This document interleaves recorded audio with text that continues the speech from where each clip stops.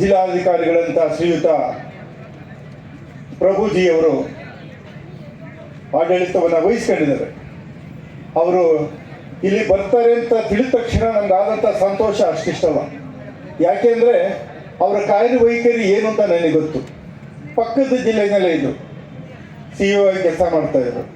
ಅಲ್ಲಿ ರೈತರು ಹೇಳ್ತಾಯಿದ್ರು, ಅಲ್ಲಿಯ ಪಂಚಾಯತಿ ಅಧ್ಯಕ್ಷರು ಹೇಳ್ತಾಯಿದ್ರು, ಗ್ರಾಮಸ್ಥರು ಇವರ ಸಾಹೇಬ್ರ ಬಗ್ಗೆ ಏನು ಹೇಳ್ತಾಯಿದ್ರು ಅಂದರೆ, ಅವ್ರು ಬಂದ ಮೇಲೆ ನರೇಗಾ ವರ್ಕನ್ನು ಇಡೀ ಹಳ್ಳಿನಲ್ಲೂ ಕೂಡ ಚೈನ್ ಲಿಂಕ್ ಥರ ಹಮ್ಮಿ ಯಾವುದೇ ಒಂದು ಸ್ಕೂಲ್ಗೆ ಹೋಗಿ ನೋಡಿದ್ರು ಕೂಡ ಒಳ್ಳೆ ಕಾನ್ವೆಂಟ್ ಸ್ಕೂಲ್ ನಾನು ಫೋಟೋಗಳೆಲ್ಲ ನೋಡ್ತಾ ಇದ್ದೆ. ಒಳ್ಳೆ ಕಾನ್ವೆಂಟ್ ಸ್ಕೂಲ್ ಕಣ್ಣಾಗ ಕಾಣ್ತಾ ಇದ್ದು. ಅಲ್ಲಿ ಆಟದ ಮೈದಾನ ಇರ್ಬೋದು, ಕಾಂಪೌಂಡ್ಗಳಿರ್ಬೋದು, ಆ ಮಕ್ಕಳಿಗೆ ಬೇಕಾದಂಥ ಎಲ್ಲ ಸೌಲಭ್ಯಗಳನ್ನ ಆ ಸ್ಕೂಲ್ನಲ್ಲಿ ಮಾದರಿ ಸ್ಕೂಲ್ನಲ್ಲಿ ಕಾಣ್ತಾ ಇರೋದು. ಅದೇ ರೀತಿ ಅದನ್ನೇ ಅಲ್ಲ, ಚರಂಡಿ ವ್ಯವಸ್ಥೆ ಇರ್ಬೋದು.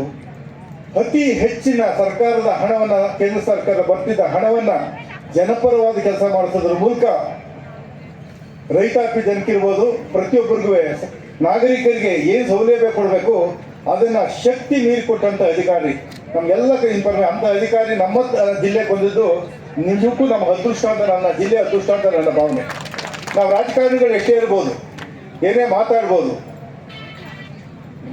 ಶಾಸಕರಿರ್ಬೋದು, ಮಂತ್ರಿ ಇರ್ಬೋದು, ಇವತ್ತು ಏನಾದರೂ ಒಂದು ಜಿಲ್ಲೆಗೆ ನಿಜಕ್ಕೂ ಒಂದು ಒಳ್ಳೆ ಕೆಲಸ ಮಾಡಬೇಕು ಅಂತಂದರೆ ಅಧಿಕಾರಿಗಳು ಸರ್ಕಾರಿ ಸೌಲಭ್ಯಗಳನ್ನು, ಸರ್ಕಾರ ಕೊಡ್ತಕ್ಕಂಥ ಸೌಲಭ್ಯಗಳನ್ನು ಜನಕ್ಕೆ ಮುಟ್ಟಿಸ್ಬೇಕಾದ ಅಧಿಕಾರಿಗಳು.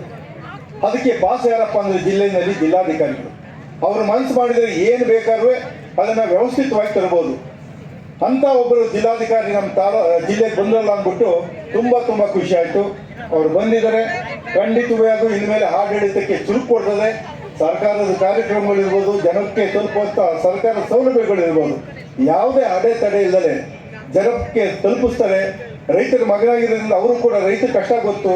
ಅಲ್ಲೇನು ಪಹಣಿಗಳ ತಿದ್ದುಪಡಿ ಇರ್ಬೋದು, ಒತ್ತಿ ಖಾತೆಗಳಿರ್ಬೋದು, ಪೋರ್ಟ್ ಮಾಡಿಕೊಡೋದಿರ್ಬೋದು, ಇಂಥ ಪ್ರತಿಯೊಂದು ಸಮಸ್ಯೆಗಳು ಅವ್ರಿಗೆ ಗೊತ್ತಿರೋದ್ರಿಂದ ಪ್ರತಿಯೊಂದು ಕ್ಷೇತ್ರದಲ್ಲೂ ಕೂಡ ಜಿಲ್ಲಾಧಿಕಾರಿಯಾಗಿ ಖಂಡಿತವಾಗೂ ನಮ್ಮ ಜಿಲ್ಲೆಗೆ, ರೈತಾಪಿ ಜನಕ್ಕೆ, ಜನಸಾಮಾನ್ಯರಿಗೆ ಒಳ್ಳೆಯ ಸೌಲಭ್ಯಗಳು ಸಿಗ್ತದೆ ಅನ್ನೋ ಒಂದು ಖಂಡಿತವಾಗಿ ನನಗಂತೂ ಭರವಸೆ ಇದೆ.